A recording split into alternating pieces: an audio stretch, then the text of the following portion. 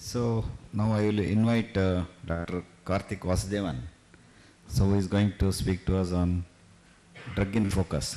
Variciguat, fifth pillar in the management. Over to Karthik. Thank you, sir. I thank Professor Nagaraj Desai and for giving me this opportunity. So I'll be very brief. He's asked me to talk on fifth pillar in heart failure management, Variciguat. Can I have the pointer here? Okay. So the clinical risk associated with heart failure with reduced ejection fraction remains throughout the disease trajectory, and the progression is bound to occur. So in the stage A, heart failure, so there's heart failure risk is there's no heart failure, symptoms or signs, and once the initial diagnosis and treatment is done, you need to start them on goal-directed medical therapy. I think we had a very good discussion on that. But despite this goal-directed medical therapy, you have a residual risk. I'll come to that later. So once these patients are already on goal-directed medical therapy plus the device therapy, then they have this worsening, ups and downs, where they get admitted in the hospital and improve, and again this goes on for a time, and when they go into the advanced heart failure, they become refractory or intolerant to goal-directed medical therapy. So traditionally we are taught that there is a stable heart failure and suddenly there is a decompensation, and this goes on like this in downhill course. But what the new learning we have is there is a constant deterioration which happens at a subclinical level, which needs to be addressed and diagnosed early. If we can diagnose this subclinical deterioration, then we can pick them up and prevent the downward spiral. And this can be done as detection of early rise in the NT-proBNP and clinical features. And so before we go on to the drug Variciguat, we need to understand what is worsening heart failure. So worsening heart failure is defined by escalating symptoms and signs of heart failure in a patient with chronic heart failure despite previous stable therapy. At present, the definition requires need for hospitalization for heart failure, treatment of heart failure in emergency department, or receipt of IV diuretics in the outpatient setting, or outpatient escalation of oral diuretics, which has been recently added. So if you see the risk, why we are talking about this worsening heart failure, on the left hand side you have the atherosclerotic cardiovascular disease, where even the very high risk patients have a 7% risk of having an event. Whereas if you see on the right side, the stable outpatient treated heart failure with reduced ejection fraction and who are in functional class 2 with no hospitalization have a baseline risk of 10. And if they get hospitalized or they have a worsening heart failure, the risk goes up to 40%, which they fall into the extremely high risk patients. So these patients are at a very, very high risk of having an event. And also we should know that heart failure is associated with a poor prognosis comparable to some types of cancer, even worse than cancer, especially if you look at the 5-year survival rate among women. Heart failure has a mortality of almost 50%, much, much higher than breast cancer or colorectal cancer. And among men, it is higher than prostate and bladder cancer. And another important aspect we need to understand is the residual risk. Even with quadruple therapy, which is available, which has revolutionized the treatment of heart failure, patients are still having a high risk of worsening heart failure and dying from heart failure. In the DAPA heart failure trial, 1 in 7 patients experienced a primary outcome event despite being on quadruple therapy.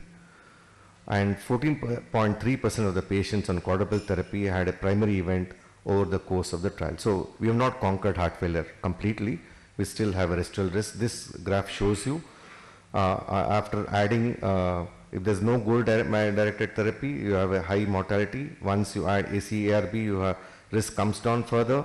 But even after adding all the 4 drugs which are available, you still have a residual risk of 11.5%, and this has been shown in various trials. DAPA heart failure I showed you 14.3% residual risk. Emperor reduced 15.58% residual risk. So there was search for a novel molecule which could further reduce the residual risk. And there came the new molecule, which is the Variciguat. I won't go into all the 4 other molecules which has already been discussed.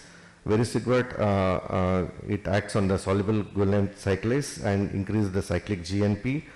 If you look at the endothelial dysfunction, oxidative stress, inflammation causes reduction in the available nitric oxide, which in turn decreases the production of cyclic GNP.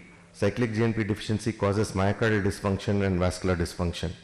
What Variciguat does is it directly stimulates the soluble guanine cyclase, enhances the sensitivity of the molecule to nitric oxide, thereby increasing the levels of cyclic GNP and preventing myocardial dysfunction and vascular dysfunction. That's the mode of action. So this was studied in the Victoria trial, which included symptomatic chronic heart failure and worsening heart failure patients in NYHA class 2 to 4 with ejection fraction of 45% on available oral therapies. That is the most important thing. They were already on available goal-directed medical therapies. There was no run-in period, and only criteria was they should have a systolic blood pressure of more than 100 and they should be off IV treatment for more than 24 hours. These patients were randomized in a 1:1 fashion with Variciguat or placebo, starting at 2.5, increasing, doubling it at every 2 weeks. Primary endpoint was composite of cardiovascular death and heart failure hospitalization. What they noted was there was a 4.2 absolute risk reduction event rates per 100 patient years, and number needed to treat was 24, as low as 24. And you saw other trials where, especially the semaglutide trial, the number needed to treat was 50, and this is 24 even on top of the goal-directed medical therapy. And if you compare the other trials, paradigm heart failure, absolute risk reduction was 2.7 compared against active drug enalapril. DAPA heart failure, absolute reduction is 4. Emperor reduced is little bit higher, 5.2. Galactic is 2.1. And Victoria, we have an absolute risk reduction of 4.2 over and above the goal-directed medical therapies. And another subgroup analysis came where they looked into the NT-proBNP levels. They divided into tertiles or quartiles, what they call 1 to 3, and they also saw in a subgroup where the NT-proBNP was less than 5,000, the drug was more effective, and the number needed to treat was 14 and absolute risk reduction was 7.2. What this says, these data suggest that early initiation of Variciguat may be beneficial for patients following a worsening heart failure event. So you start early, and even at a lower NT-proBNP levels, the benefit is much more compared to worsening heart failure.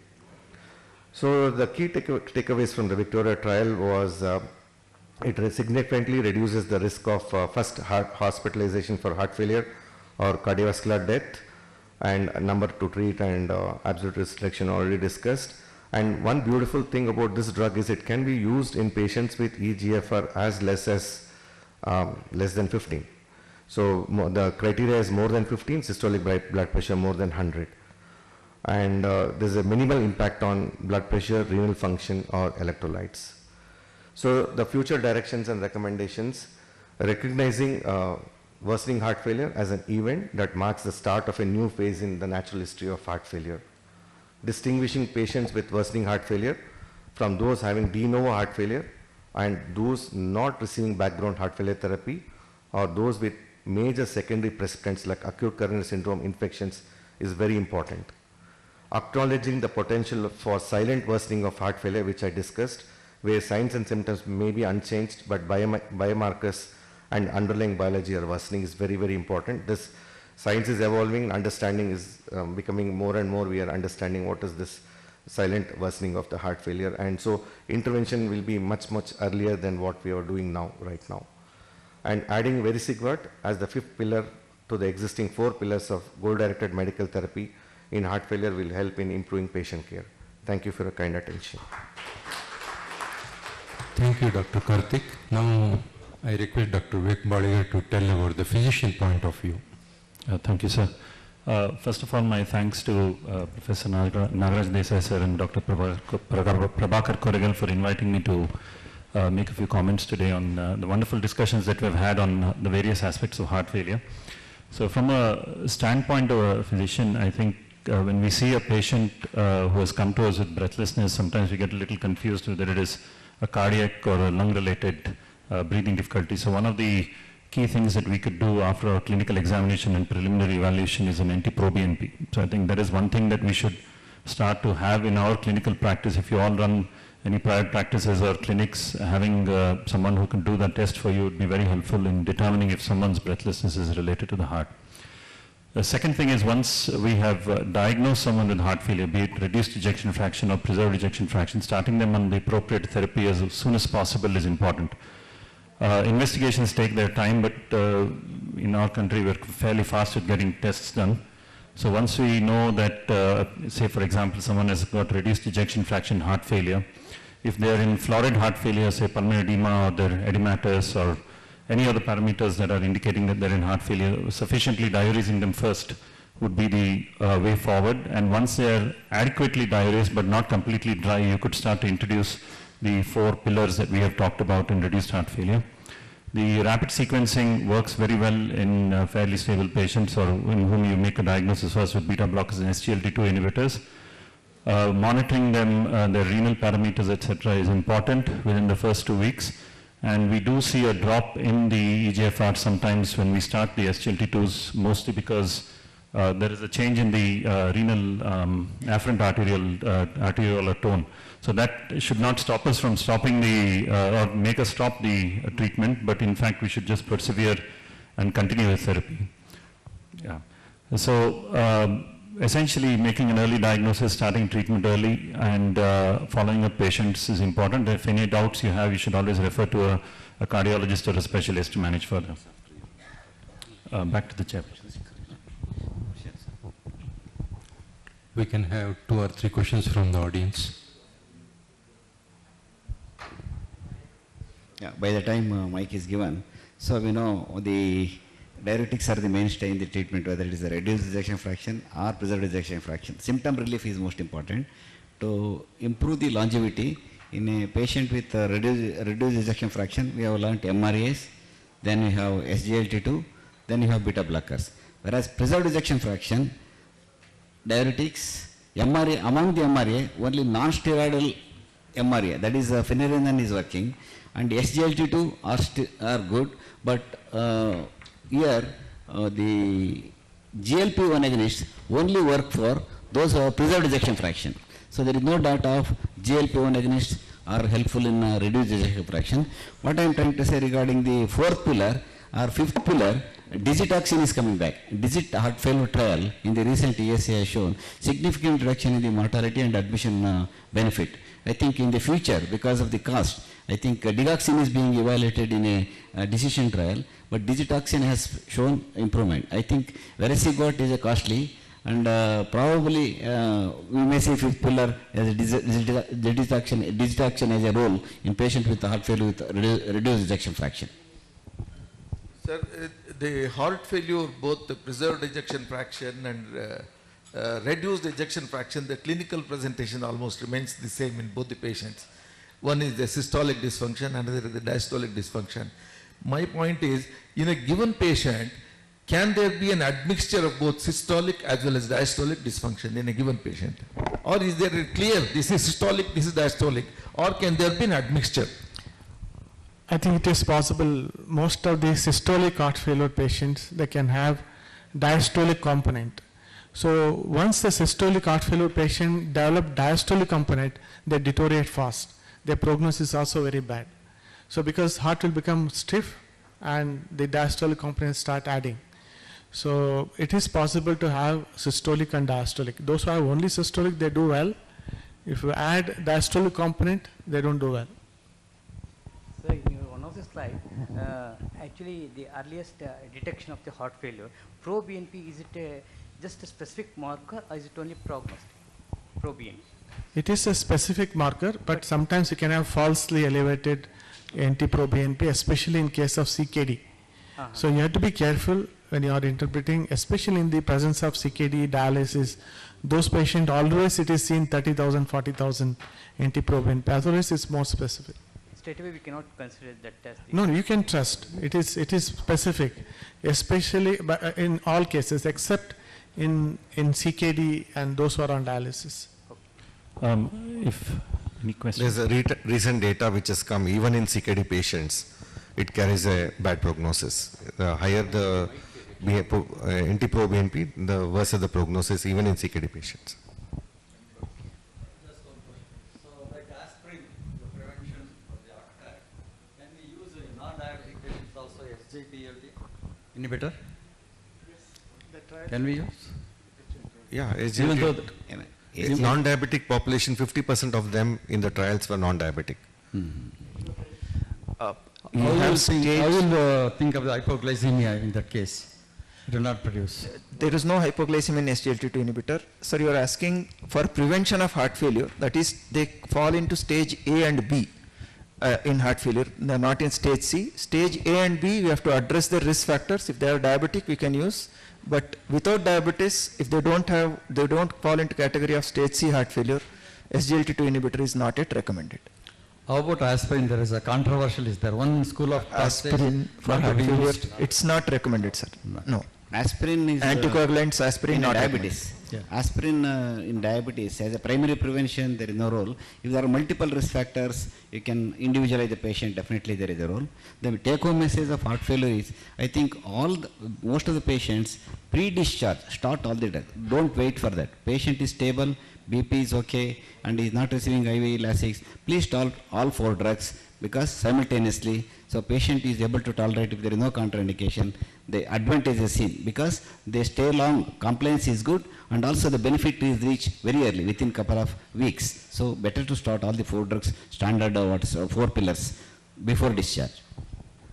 So I think Professor Yavagal sir has some final points to make. Slides, please. So we had excellent discussion about this topic, and to summarize that or take home messages, when you look at the Trivandrum heart failure registry data, 3 out of 5 patients had died during the 5 years follow-up, and only 25% of the patient received GDMT, guideline directed medical therapy, at the discharge. So looking at it, there is a tremendous scope for improvement to improve the heart failure outcome in this country. Actually, India has got the highest rate of mortality in cardiac failure.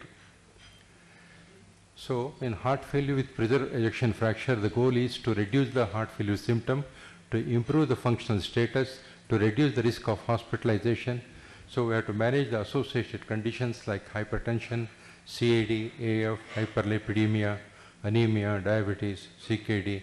And looking at the pharmacotherapy, the initial drug will be the SGLT2 inhibitor. If there is obesity, we can consider GLP-1 receptor agonist. Then the secondary treatment, for relieving the congestion, we can use diuretics or MRA. Today, Variciguat is a new drug that has come. The 4 pillars of the treatment of heart failure with reduced ejection fraction are the beta blockers, SGLT2 inhibitors, MRAs, and AC or ARB or ARNI. Today, Variciguat is joining as the 5th pillar. It reduces the risk of death and hospitalization. The statistics have shown that majority of the patients admitted for cardiac failure are elderly people, and the mortality rate in this elderly group is very, very high, and this drug is going to help a lot. With these few words, I conclude. Thank you. I request the speakers to come over to the dais.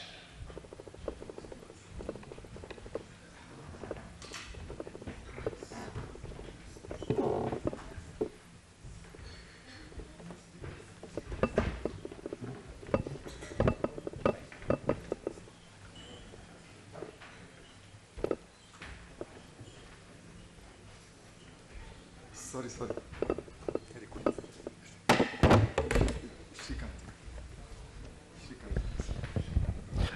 While the honors are being done, coffee tea is ready. You can go pick up and come back to the chairs. We are not having a formal break for the coffee.